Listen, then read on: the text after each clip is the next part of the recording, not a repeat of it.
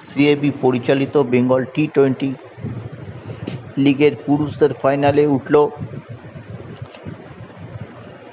Adamas Howrah warriors. তারা চমকে দিল কলকাতা টাইগার্সকে। লাক্স স্যাম কলকাতা টাইগার্স এই টুর্নামেন্টের অন্যতম ফেভারিট হিসেবে শুরু করেছিল, কিন্তু এদিন তারা 11 রানে হেরে যায় অ্যাডামাস হাওড়ার কাছে।